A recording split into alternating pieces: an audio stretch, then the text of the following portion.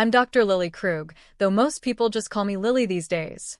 After years of saving lives, I now mostly deal with paperwork at a local hospital and occasionally help out new doctors. But today isn't about any of that. Today, I'm getting ready to meet Amy, my son Scott's fiancée. My usual home is under renovation, so I'm staying in this small, simple rental. It's not much, but it's comfortable enough for the time being. To make the meeting special, I decided to bake my famous apple pie. Nothing says, welcome like a homemade pie, right? Just as I was pulling it out of the oven, the doorbell rang. I wiped my hands on my apron and went to answer the door. There was Scott, looking as handsome as ever, and beside him stood Amy. She was just as beautiful as Scott had described, with a certain sharpness in her expression that made me take notice. "Mom, this is Amy," Scott said proudly, his voice full of happiness. "Nice to meet you, Lily," Amy said, offering her hand, though it felt a bit stiff when I shook it. "Come in, I hope you're hungry." "The pie just came out of the oven," I said with a smile, stepping aside to let them enter. Amy walked in and immediately started looking around the living room and kitchen. I noticed the little frown on her face as she took in the third-hand furniture, the old kitchen cabinets, and the plain walls that could definitely use a fresh coat of paint. "It's cozy," she said at last, with a polite smile that didn't quite reach her eyes. "So, Lily, Scott tells me you work at the hospital. What do you do there?" she asked. "Oh, just some administrative work now," I answered, not wanting to boast about my long career. Scott glanced at me in surprise. "Mom, why don't you tell her about," he started, but I quickly cut him off with a wink as I began slicing the pie. "Never mind that. Let's have some pie. You'll love it, Amy. It's my special recipe," I said, steering the conversation away from my job. As we sat down to eat, Amy seemed more focused on asking questions than enjoying the pie. "So, how did you manage to send Scott to private schools? That must have been tough on just a hospital admin salary," she asked, her tone a bit too forward for my liking. The question took me by surprise. It felt a little too personal, and it annoyed me. I kept my voice steady. "Well, I had some help from my parents. They left me a small inheritance," I replied, hoping to keep things polite. I could tell she was judging me, trying to figure out how someone with a simple job could give their son such a fancy upbringing. Her questions felt more like an interrogation, each one coming with a sharpness, even though she tried to hide it under a polite tone. Scott, bless him, didn't seem to notice the tension. "Amy's been great with all the tech support at her job. You should see her in action, Mom," Scott said proudly. "That's impressive," I said, turning to Amy with genuine interest. "Technology really is the future, isn't it?" "It is, and it's so rewarding to be at the cutting edge, being part of something that really makes a difference," Amy replied. There was a mix of pride in her voice, along with something else I couldn't quite figure out. We kept chatting while eating the pie, moving from Scott's job to their wedding plans. I did my best to make Amy feel welcome, despite the awkward start. When it was time for them to leave, Scott hugged me tight, but Amy's goodbye felt cold, her smile practiced but not reaching her eyes. As I washed the dishes, I made a mental note to stay alert. Scott was my world, and I wasn't going to let anyone mess with his happiness. After that first awkward meeting, I hoped things would get better with Amy, but as the wedding planning moved forward, so did the tension between us. Amy had a way of keeping me out of the planning, using polite but cold responses that made me feel like an outsider in my own son's future. One afternoon, Scott and Amy came over to talk about the wedding. I had made some coffee and put out a few snacks, hoping to create a warm, welcoming atmosphere. "Mom, we were thinking of having the wedding by the lake. What do you think?" Scott asked, spreading out photos of the venue on the coffee table. Before I could answer, Amy quickly added, "Oh, Lily, it's a bit far from the city. I'm not sure if all our guests would like the drive. We're thinking of a downtown spot, right, Brian?" Her tone was casual, but her words cut me off before I could share my opinion. I kept my voice steady. "The lake sounds beautiful, Scott. It would make for some lovely photos, and a little drive wouldn't hurt anyone." Amy laughed, a high-pitched sound that grated on my nerves. "Oh, but you know how bad traffic can be. We wouldn't want our guests stuck on the road all day." I held back a sharper reply and forced a smile instead. Well, downtown is nice too, lots of great places there. Scott glanced between us, sensing the tension, but didn't say anything. He had always hated conflict, especially when it came to the people he cared about. Right, well, Amy's been looking into some great downtown venues, haven't you, babe? He said, giving her a supportive smile. Absolutely, Amy replied, flipping her hair over her shoulder. And Lily, we're also thinking of a modern theme for the wedding. Very sleek, very elegant. I'm guessing you'd prefer something more traditional? Her eyes glanced at my old coffee mugs and worn tablecloth, her words dripping with subtle judgment. I clenched my jaw, feeling the sting. I like modern just fine, I said, keeping my tone steady. The most important thing is that you two are happy. That's sweet of you, Amy said, her smile tight. We're just aiming for something more current. It's all about the image, after all. As they continued discussing wedding details, I nodded along, but my thoughts were elsewhere. Every word Amy said seemed to be pushing me further out, making it clear how little she valued my input or presence. After they left, the silence in my apartment felt heavier than usual. I was used to being alone, but this felt different. It was the feeling of being shut out of my own family. I poured myself a glass of wine and sat by the window, watching the streetlights flicker on. My heart was heavy with worry. I had always been the one Scott turned to for help, the one guiding him through life's challenges. Now, it felt like Amy was in control, steering him in a direction where I wasn't welcome. Just have to watch and wait, I muttered to myself, taking a sip. But I'm not giving up, not yet. It was Scott's birthday, and even though things had been tense between us, I wasn't going to miss my only son's celebration. Amy had taken over planning everything, and somehow, my invitation had gotten lost in the shuffle. But a mother's place is by her son's side, especially on his birthday. So I decided to go anyway. I arrived at Scott's house with a small, carefully wrapped gift in my hands. The house was full of life, with laughter and music spilling out through the door. Taking a deep breath, I rang the doorbell, my heart pounding in my chest. Crashing a party was one thing, but crashing your own son's party without an invite? That was another level. Amy opened the door, and her smile faded a little when she saw me. Lily, what a surprise. We weren't expecting you. Her words stung, but I held my composure. Wouldn't miss my son's birthday. Where's Scott? He's around somewhere, she said, stepping aside reluctantly. Well, come in, I guess. The house was decorated in shades of blue and gray, a sleek modern style that clearly had Amy's touch. I walked through groups of people, none of whom I knew. They were all Amy's friends, young and trendy, laughing and clinking their glasses together. Finally, I spotted Scott, chatting with some people who looked like his coworkers. Scott, I called, my voice trembling slightly.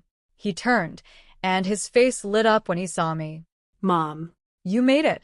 He excused himself and came over, giving me a big hug. I wouldn't miss it for the world, I said, handing him the gift. Happy birthday, honey. Thanks, Mom. I'm so glad you're here.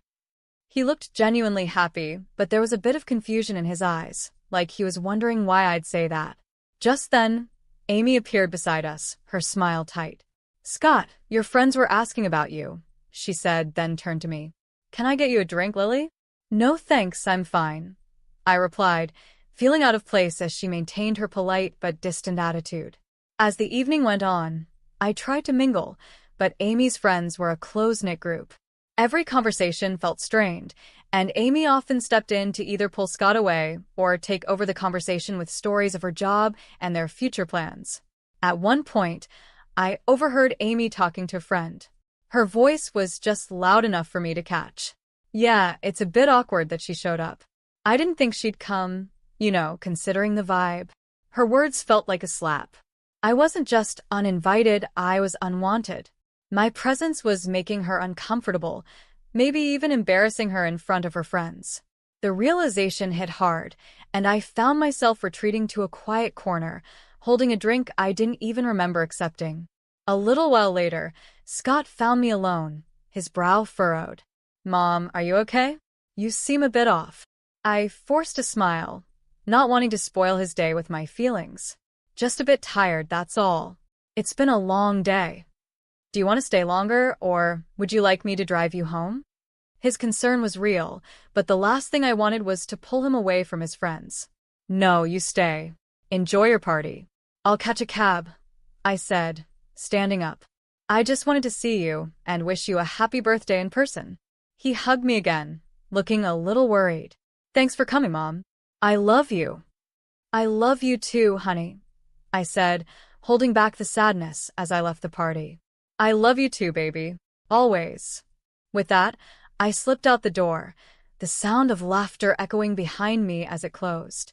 The night air was cold, but it was a relief compared to the warmth of a party where I felt like an outsider.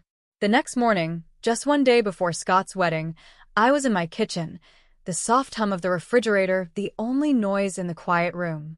Then, I heard a knock at the door. Expecting it to be a delivery, I wiped my hands on my apron and went to answer it.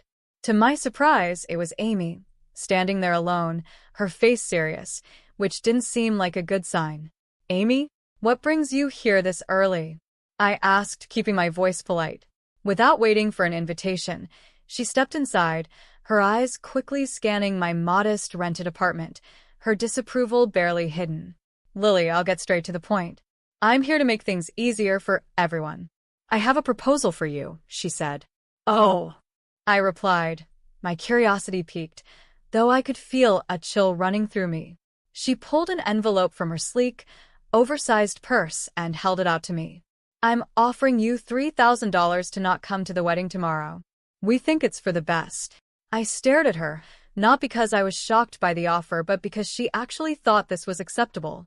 And why would you think I'd agree to that? I asked. Her lips tightened into a frown. Let's be real, Lily. Your presence doesn't really fit with the kind of event we're planning. You know, with all the important guests we're expecting. My hands clenched at my sides, but I knew I had to play this smart. I'm sorry, I think I didn't hear you correctly, I said, tapping my ear, pretending like I hadn't understood. You want to pay me not to attend my own son's wedding? Why? Amy sighed, clearly annoyed. Because, Lily, you don't exactly fit the scene. The way you dress, well, everything about you, it's just not up to the standard we're setting. We have very influential people coming, and we can't have you there looking like that. She paused, waiting for me to show some kind of hurt or give in. But I didn't.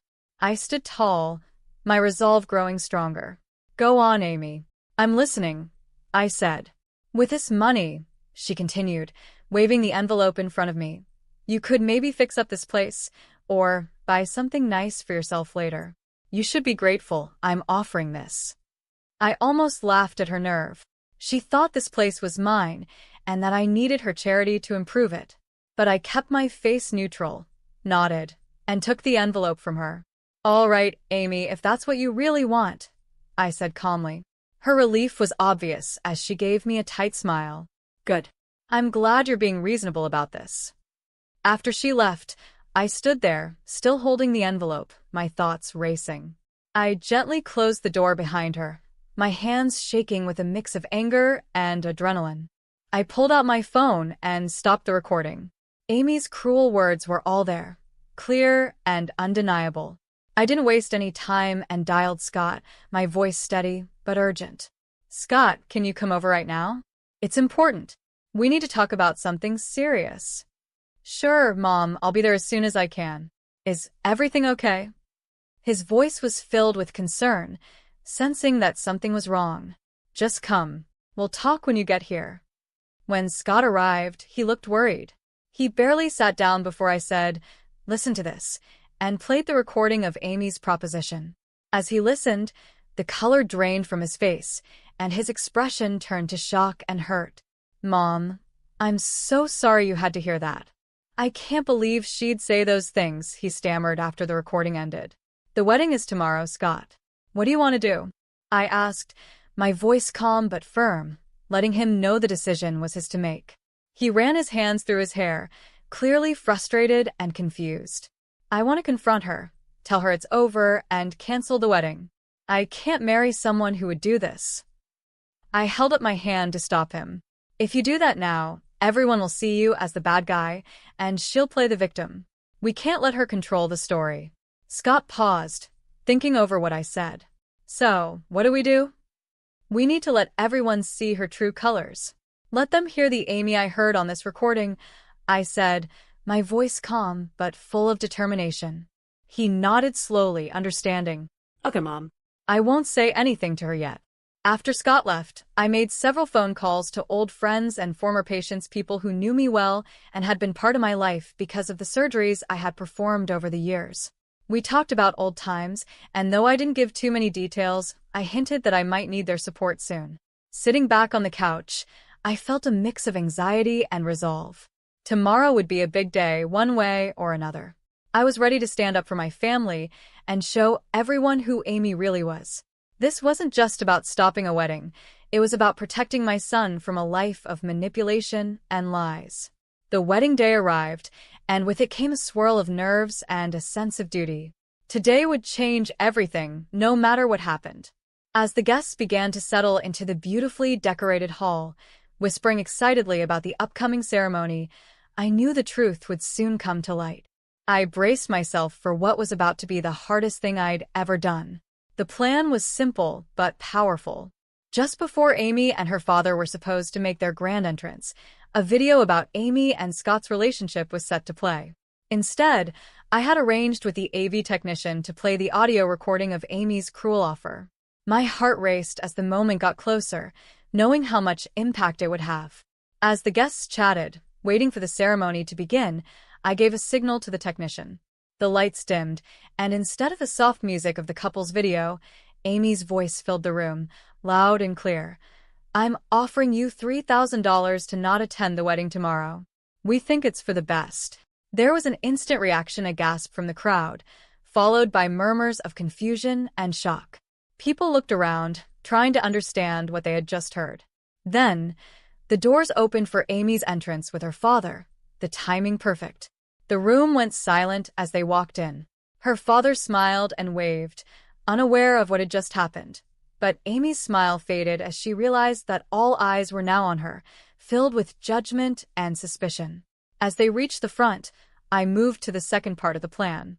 The screen switched to a video montage of testimonials from respected city figures, colleagues, and patients. They spoke about my years as a skilled surgeon, the lives I had saved, and the positive impact I had made in the community. The contrast was striking proof of my life of service and respect, directly challenging Amy's earlier words about my character. Amy stood frozen, her face pale, as the video continued. The guests, now clearly against her, whispered among themselves, their looks ranging from pity to disdain. Amy's mother, sitting in the front row, had tears running down her face, her hands covering her mouth in shock. Amy's composure crumbled, her earlier confidence shattered. She had been exposed in front of the very people she had wanted to impress. As the video ended, the room fell into a heavy silence. The weight of what had just happened hung in the air, thick with broken expectations and hard truths. My son Scott took a deep breath and stepped up to the microphone, his face serious. Every eye in the room was on him, filled with curiosity and concern, waiting for what he would say next. I'm very sorry, Scott began, his voice echoing through the silent hall. But I didn't see the selfishness and arrogance of my bride sooner. He paused, looking out at the crowd with regret. I'm canceling the wedding, and I apologize to all of you for the inconvenience.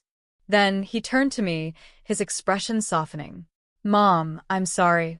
Thank you for everything you've done for me. Without you, I might have made the biggest mistake of my life. His voice cracked a little, and my heart filled with both pride and sadness for what he was going through. A soft murmur of support rose from the crowd, and some guests stood up, applauding his courage. A tear slipped down my cheek as I watched my son, standing strong and showing the values I had always hoped to instill in him: integrity and strength. At that moment, Amy, who had been standing off to the side, broke down in tears. I didn't know about your mother's background, she sobbed, her voice desperate. This changes everything. Please, Scott, can we just talk about this? But Scott shook his head, his decision firm. There's nothing left to talk about, Amy. It's over. Even her parents looked at her with shock and disappointment, clearly stunned by her actions. They, too, seemed caught in the uncomfortable position of seeing their daughter's mistakes laid bare in front of everyone. Frustrated and embarrassed, Amy's emotions boiled over. "This is all your fault," she yelled at me, pointing a trembling finger in my direction. Her voice was raw with anger. "You've ruined everything." With those final words, she ran out of the hall, her sobs echoing behind her as the door slammed shut. The room was left in silence, everyone processing the unexpected drama. I moved to Scott's side, putting my arm around him. "You did the right thing," I whispered, feeling the weight of the day pressing down on both of us. He nodded, wrapping his arm around my shoulders. "Thanks, Mom. I couldn't have gotten through this without you." As the guests slowly began to leave, many offered quiet words of support or simply gave us a reassuring squeeze on the shoulder. I felt a mix of relief and deep sadness. The day didn't go how any of us expected, but truth and honesty won in the end. Scott was hurt, but he was free from a future that could have been much worse. After everything settled down, I finished the renovation of my house. It's beautiful now, a place full of peace and light, just like this new chapter of my life. 3 years have passed since that day. Amy, Scott's ex-fiancée, tried reaching out to me a few times, asking for forgiveness, but after everything, I just couldn't. I told her no each time. The last I heard, she lost her job. Her boss had been at the wedding and saw it all. She moved out of the city, and I don't know where she is now. In the meantime, life moved on in the best way possible. I retired from my hospital job, finally giving myself the break I deserved after so many years of work. Not long after, Scott met Janet. She's a wonderful person, kind and beautiful inside and out. They got married last spring, and it was the kind of wedding we had always dreamed of, full of love, laughter, and real happiness. Janet respects me deeply, and we've built a strong bond. It's such a joy to see Scott happy and in a relationship where they truly complement each other. Just the other day, during a quiet dinner at my house, Janet told me how much she appreciates our relationship. "Lily, I really admire how gracefully you've handled everything. I'm so grateful for how welcoming you've been," she said, her sincerity touching my heart. "I'm just thrilled to have you in the family, dear. You make my son happy, and that's all I could ever ask for," I replied, my voice thick with emotion. The kindness and love that now filled my home were a far cry from the silence it once held. It had truly become a home, ready for future gatherings and family celebrations. Feeling lighter and more adventurous than I had in years, I made a decision that even surprised me. I booked a trip around the world. It was something I'd always wanted to do, but kept putting off. Now, with everything falling into place, it seemed like the perfect time. When I told Scott and Janet, they were thrilled. "Mom, that's amazing. You've always talked about seeing the world," Scott said, his eyes lighting up. "And you've more than earned it," Janet added, giving me a hug. "We'll manage just fine here. Go make some amazing memories." So here I am, finalizing itineraries and packing my bags, ready to explore the places I've only read about or seen in pictures. It feels like I'm not just traveling to new countries, but also stepping into a new phase of life, one where I can simply enjoy and embrace the